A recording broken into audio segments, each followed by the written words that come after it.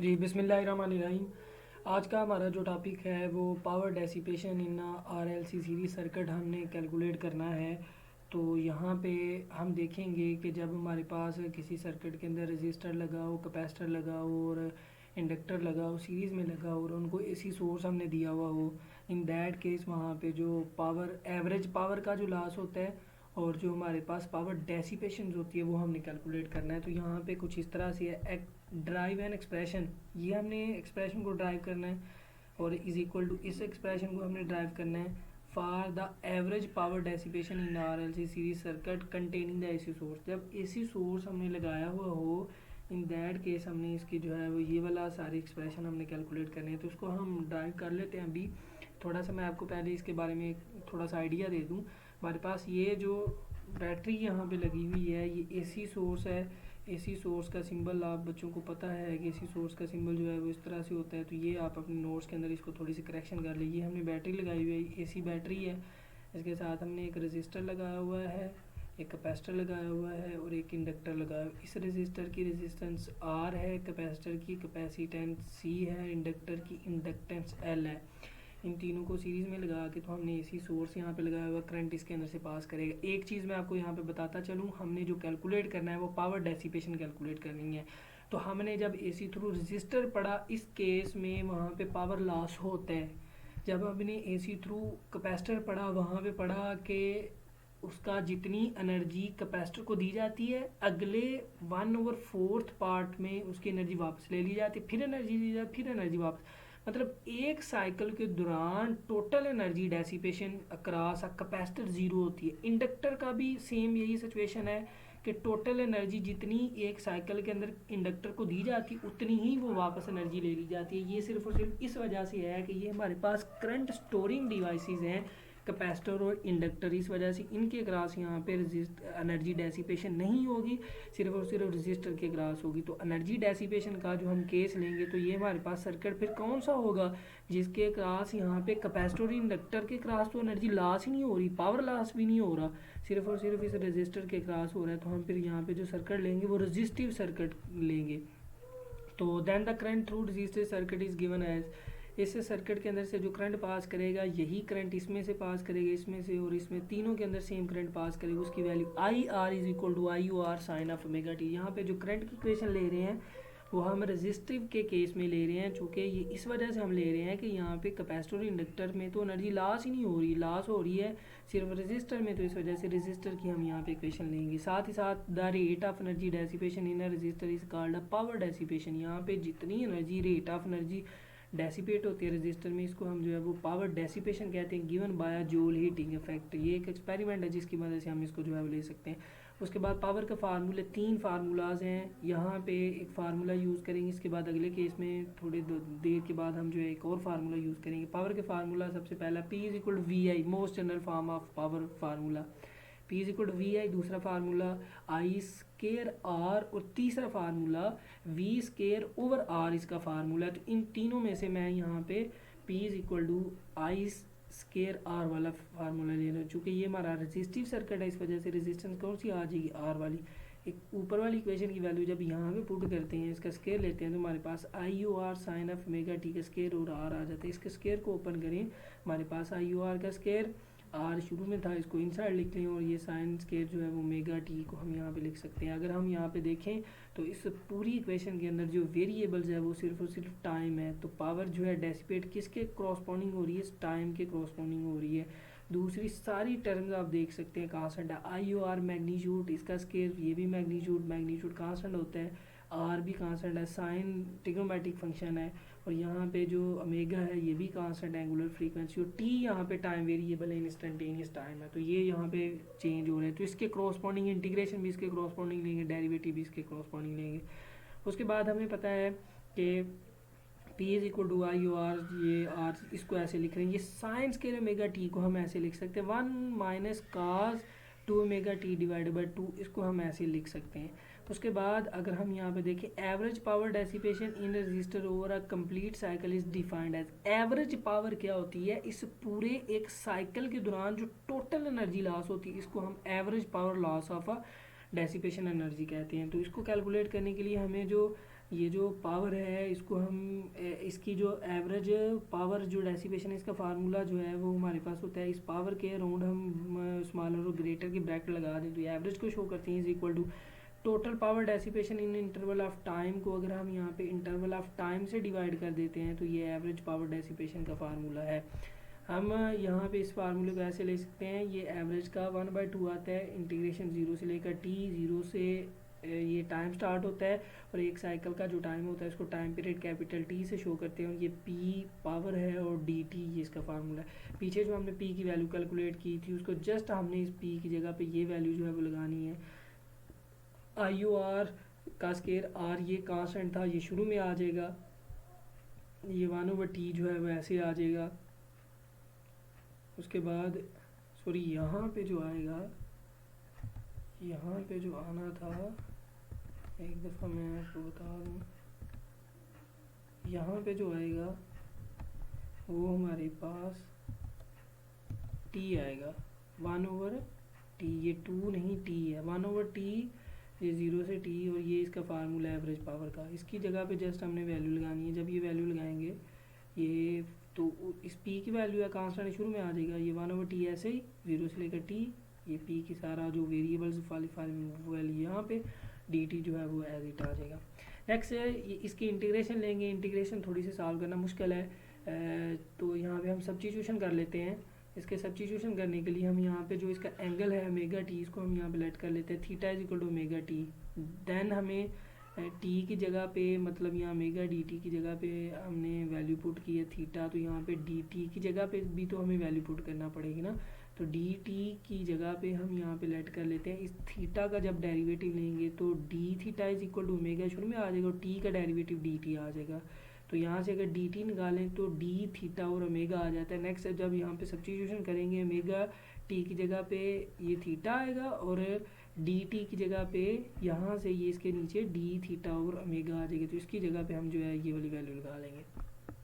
उसके बाद हम यहाँ पे जो दूसरी लिमिट्स की वैल्यू पुट करने के लिए when t is equal to 0 this one time t is equal to 0 then ये t की वैल्यू जब इस जगह पे पुट करते हैं तो थीटा क्या आ जाता है 0, नीचे वाली तो लिमिट आ गई थीटा इज इक्वल टू 0 आ गया। नेक्स्ट ऊपर वाली लिमिट देखनी है, when t is equal to capital t, ये हमारे पास जो t है ये capital t, then theta is equal to omega ऐसे आएगा। इस t की जगह पे जब हम यहाँ पे वैल्यू लगाएंगे कैपिटल t की तो साथ कैपिटल टी हमारे पास होता है 2π/ओमेगा के, तो जब यहाँ पे हम जो है वो theta is equal to omega की ओमेगा को जो है वो ऐसे रहने देंगे और यहाँ पे स्मॉल टी की जगह पे कैपिटल टी आएगा, कैपिटल टी की जगह पे 2π और ओमेगा, ये ओमेगा इस ओमेगा से यहाँ पे मौजूद जो ओमेगा होगा काट जाएगा और हमारे पास थीटा फिर किसके इक्वल आ जाएगा, थीटा इज इक्वल टू 2π, और यहाँ पे हमें टी की भी वैल्यू चाहिए तो इस वजह से यहाँ से भी आप टी की वैल्यू पुट कर सकते हैं। रजिस्टर ले लें, उस रजिस्टर के अंदर सबसे पहले आप जो है वो कापी पेंसिल के लेके उसमें से क्या करें, theta is equal to omega T, इसका डेरिवेटिव लें तो D theta is equal to omega D t आ जाता है।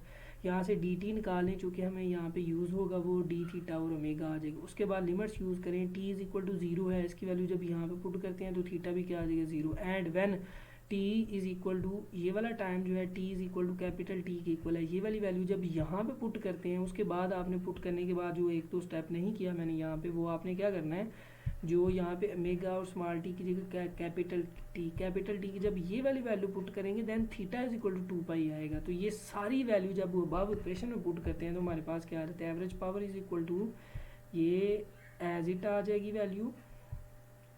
उसके बाद आप यहाँ पे देख सकते हैं नीचे जो हमारे पास फैक्टर आ रहा है यहाँ पे टी, इसकी जगह पे जब वैल्यू पुट करते हैं तो हमारे पास ये 2π और ओमेगा टी की जगह पे वैल्यू पुट की तो इसको हमने इस टर्म के नीचे लिख लिया, ये आ गया। उसके बाद ये इंटीग्रेशन आ गई 0 से 2π तक, ये 1 minus cos of 2 omega T की जगह पे थीटा आ जाएगा 2 डिवाइडेड बाय ये डी थीटा की जगह डी टी की जगह डी थीटा और ओमेगा आ जाता है। नेक्स्ट अगर हम यहाँ पे देखें average power is equal to ये जो वैल्यू है यहाँ पे मौजूद एक ओमेगा है, ये एक ओमेगा, ये ओमेगा ऊपर चला जाएगा, यहाँ से ओमेगा इस ओमेगा से काट जाएगा तो हमारे पास IUR का स्केयर R ओवर जो है वो 2π आ जाएगा।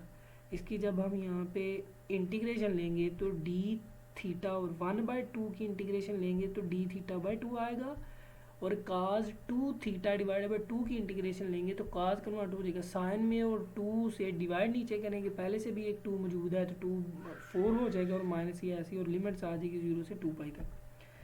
नेक्स्ट अगर हम यहाँ पे इसकी लिमिट्स अप्लाई करते हैं, इसके ऊपर अलहदा से लिमिट होगी 2 पाई अप्लाई करें, और दूसरा माइनस 0 अप्लाई करें, इसके ऊपर अलहदा से होगी। जब ये सारी लिमिट्स अप्लाई कर लेते हैं, इसमें आप यहाँ पे देखें 2 पाई ओवर 2 में से ये 2 इससे कट जाएगा, माइनस ये 0, इस टर्म के ऊपर जो हमारे पास आंसर आएगा ये सिर्फ और सिर्फ पाई आएगा। माइनस इसकी अगर बात करें तो साइन 4 पाई 0 की इक्वल होता है, और साइन 0 भी 0 की इक्वल होता है, तो ये सारी टर्म 0 आ जाएगी। जब फाइनली हम यहाँ पे पहुँचेंगे ये हमारे पास रिजल्ट आ जाएंगे। 2 पाई इस 2 पाई से काट जाएगा, तो फाइनली जो p is equal to I O R का स्केयर r ओवर 2, ये हमारे पास जो है वो उसकी पावर आ जाएगी। इसको मज़ीद थोड़ा सा सिंप्लीफाई कर लेते हैं। आई ओ आर को इसका स्केयर कॉमन लें, और ये 2 को भी अगर हम यहाँ पे स्केयर के अंदर ही लिखें तो हमारे पास ये स्केयर रूट 2 आ जाएगा, और आर को ऐसे लिखेंगे। ये I O R magnitude of a charge current को जब हम यहाँ पे स्केयर रूट 2 से डिवाइड करते हैं तो हमारे पास ये रूट मीन स्केयर में आर एम एस वैल्यू में आ जाता है, तो ये करंट जो है वो आर एम एस का स्केयर इंटू आर आ जाता है। ये हमारे पास जो है वो पावर है जो कि हमने यहाँ पे कैलकुलेट करनी थी। The average power dissipate in a resistor connected with AC current source is, ये उसकी जो है वो वैल्यू आ जाती है। The power dissipation in a resistive connected with DC, अगर हम एसी के साथ कनेक्ट करें तो I R M S value आती है, लेकिन अगर डीसी के साथ कनेक्ट करें तो सिंपली आई वैल्यू आ जाती है, और ये यहाँ पे एवरेज भी नहीं आता। एवरेज हमें वहाँ पे लेने की ज़रूरत पड़ती है जहाँ पे एसी करंट हो। एसी करंट की तो डायरेक्शन चेंज हो रही होती है, और अगर हम एक साइकिल के अंदर जो एसी करंट होता है उसको अगर हम ऐड करें तो वो तो करंट ही ज़ीरो आ जाता है। लेट हमारे पास ये जो करंट है इसका ये जो वेव फॉर्म है, इस वैल्यू को इस वैल्यू में ऐड करें तो टोटल हमारे पास जो करंट आएगा वो तो ज़ीरो आ जाता है। लेकिन ज़ीरो करंट सर्किट में तो मुझे कोई ना कोई करंट होता है, ज़ीरो तो नहीं होता, तो फिर हम यहाँ पे इसकी आरएमएस वैल्यू हमें लेने की ज़रूरत पड़ती है एसी करंट में।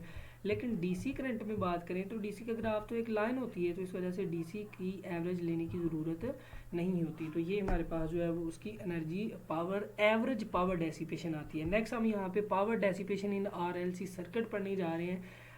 अभी तक जो हमने पढ़ा है वो power dissipation, average power dissipation पढ़ी है। अब हम जो पढ़ने जा रहे हैं वो सिंपल पावर डेसिपेशन इन आरएलसी सर्किट पढ़ने जा रहे हैं। इसके लिए हम यहाँ पे देखें कि जो सोर्स हमने लगाई हुई है इसी सोर्स, उसकी जो पोटेंशियल है वो हमारे पास इस तरह से ईएमएफ इस तरह से आती है, इसके बारे में बड़ी बात की हमने, आपको पता है। उसके बाद जो उसके अंदर से करंट होता है Y is equal to I not sine of omega T minus phi, इसका भी आपको पता है। नेक्स्ट जो पावर का फार्मूला हम यूज़ करेंगे, जो पावर डेसिपेशन फाइंड करने के लिए पावर का फार्मूला यूज़ करेंगे, मैंने बताया था इसका 3 फार्मूले, एक फार्मूला पहले यूज़ किया, एक अब यूज़ करने लगे। P is equal to V I, यहाँ पे वी किसके इक्वल है, ईएमएफ के इक्वल है, तो यहाँ पे वी की जगह पे आ जाएगा ईएमएफ। अब यहाँ से ऊपर एप्सिलॉन और आई दोनों की वैल्यू जब इस इक्वेशन में पुट करते हैं तो हमारे पास कुछ रिजल्ट ये आ जाता है। इनके अंदर से कुछ कॉमन है जो कि मतलब कांस्टेंट है, एप्सिलॉन नॉट और आई नॉट ये कॉमन है, ये शुरू में आ जाएगा, कांस्टेंट शुरू में आ जाएगा। इन दोनों को हम यहाँ पे इस तरह से ब्रैकेट के अंदर लिख लेते हैं। उसके बाद ये हमारे पास सारी वैल्यू ऐसी आ रही है, ब्रैकेट वाली वैल्यू को सॉल्व करनी, पहले वाली ब्रैकेट की वैल्यू बिल्कुल ऐसी आ जाती है, दूसरे की ब्रैकेट की वैल्यू यहाँ पे एक फार्मूला होता है, उस फार्मूले को ओपन करें तो sine of omega T cos of I minus cos of omega T sine phi. इस सारी इक्वेशन के अंदर जो वेरिएबल्स हैं वो हमारे पास जो पी की वैल्यू मतलब चेंज हो रही है वो वेरिएबल एक ये है, एक ये है, एक ये है। अगर हम काज फाई की बात करें तो काज फाई कांस्टेंट है, phi angle phase angle constant है। अगर हम यहाँ पे साइन फाई की बात करें तो ये भी यहाँ पे क्या है, कांस्टेंट है। तो यहाँ पे जो वेरिएबल्स है 3 वैल्यू है, मेगा डी टी, यहाँ पे ये 3 वैल्यू जो है यहाँ पे वेरिएबल है। अब हम इनको मजीद सॉल्व करेंगे तो ये जो फर्स्ट वाली ब्रैकेट है दूसरी ब्रैकेट के इनसाइड जाके मल्टीप्लाई हो जाएगी, तो हमारे पास एप्सिलॉन नॉट को भी अंदर मल्टीप्लाई करनी है, epsilon not I not sine omega t t sine omega T sine square omega D t cos of I ऐसे आ जाएगा, ये माइनस यहाँ पे आ गया, ये दोनों वैल्यू यहाँ पे आई नॉट और एप्सिलॉन नॉट आ गई, काज ऑफ ओमेगा, इससे पहले हमारे पास साइन ऑफ ओमेगा टी इसके साथ भी मल्टीप्लाई करेगा, काज ऑफ ओमेगा टी ऐसे आ जाएगा, साइन फाई ऐसे आ जाएगा। इसके अब हमने यहाँ पे पावर जो है वो डेसिपेशन देखनी है, तो इस केस में जब इसकी पावर का यहाँ पे जो एवरेज वाला फार्मूला लगा देते हैं तो ये हमारे पास जो है वो आई एप्सिलॉन नॉट आई नॉट शुरू में आ जाएगा, काज फाई के ऊपर एवरेज अप्लाई नहीं होती, मैंने बताया था जितनी वेरिएबल्स हैं उनके ऊपर जो है वो यहाँ पे एवरेज का फार्मूला अप्लाई होगा। तो यहाँ पे साइन ओमेगा डी टी इसमें आ रहा है, तो इसके ऊपर आप यहाँ पे देख सकते हैं एवरेज का फार्मूला अप्लाई हो रहा है। ये काज फाई कांस्टेंट है, शुरू में आ जाएगा। यहाँ पे आप देखें ये भी शुरू में आ जाएगा। साइन ओमेगा टी और काज ओमेगा टी ये दोनों के ऊपर जो वेरिएबल्स हैं, तो यहाँ पे एवरेज का फार्मूला अप्लाई हो, साइन फाई ये शुरू में आ जाएगा, ये एज इट है।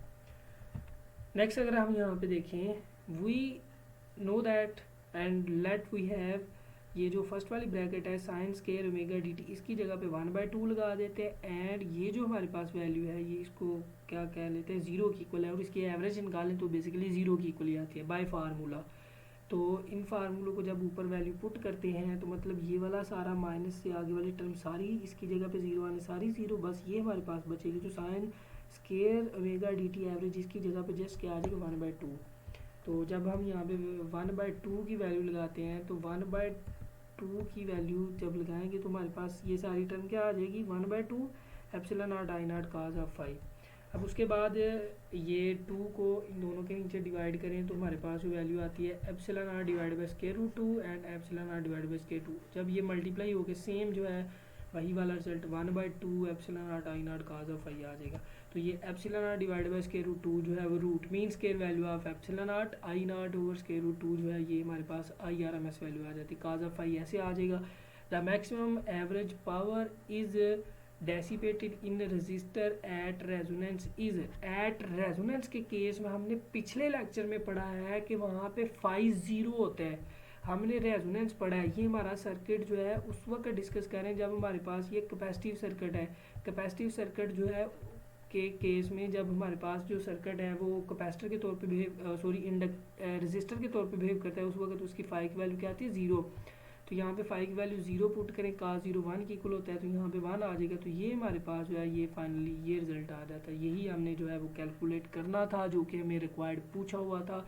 एक उसने ये वैल्यू पूछी हुई थी, एक उसने ये वाली वैल्यू पूछी हुई थी ड्राइव करने को। तो ये हमारा जो आज का टॉपिक था, उम्मीद है सब बच्चों को समझ आई होगी। लेकिन अगर किसी भी पॉइंट की समझ नहीं आई तो कमेंट सेक्शन में यूट्यूब के ऊपर कहीं पे भी जाके आप मुझसे क्वेश्चन कर सकते हैं। आज के लिए इतना ही, मिलते हैं नेक्स्ट वीडियो में, तब तक के लिए अल्लाह हाफिज़।